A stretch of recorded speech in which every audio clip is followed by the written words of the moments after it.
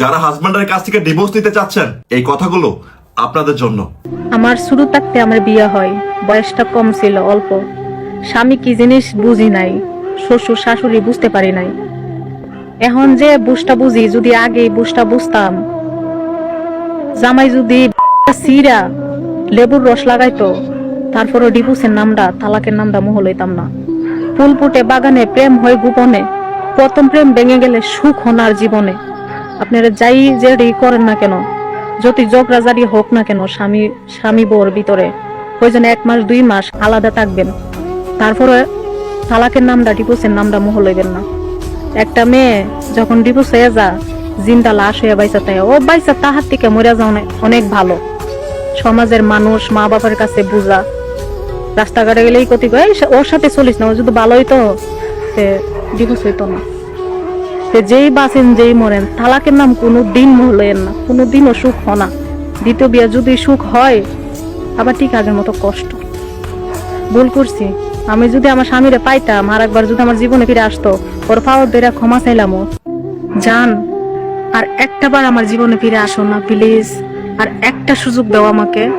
আমি তোমার হাতে পাও ধরি প্লিজ, আমি তোমার পাও ধরে মাফ চামু, ক্ষমা চামু যদি আমি কোনো ভুল করে থাকি।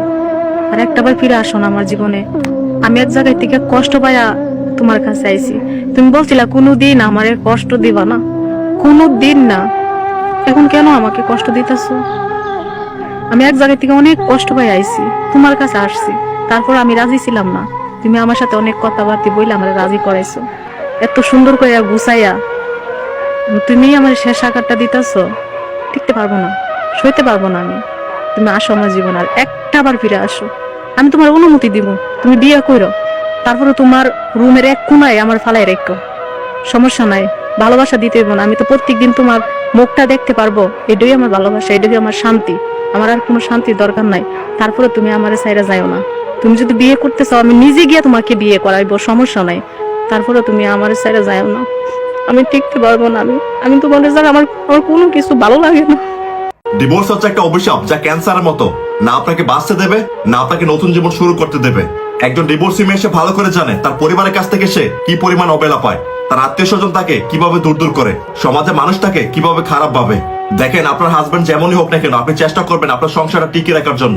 যদি আপনি মানিয়ে নিতে নিতে শেষ পর্যন্ত আপনি হার মেনে যান, আর না পারেন, তাহলে আপনি আপনার পরিবারের সাপোর্ট নিয়ে আপনি ডিভোর্সটা নেবেন। কারণ দিন শেষে আপনার নতুন জীবন শুরু করার জন্য আপনার পরিবার আপনাকে সাপোর্ট দিতে হবে। যদি সেই মানুষগুলো আপনার সাথে না থাকে, তাহলে দিন শেষে আপনার এই ডিভোর্সটা আপনার অভিশাপ হয়ে দাঁড়াবে। ডিভোর্স একটা সামাজিক রোগ, ক্যান্সারের মতো। এটা আপনাকে শুরুতে আনন্দ দেবে, আপনাকে শেষে ক্যান্সারের মতো চুষে খেয়ে ফেলবে। তাই আপুদেরকে বলবো, একটা ডিভোর্স আপনার জীবনে কখনো সমাধান আনতে পারে না। ডিভোর্স হচ্ছে সব থেকে লাস্ট অপশন।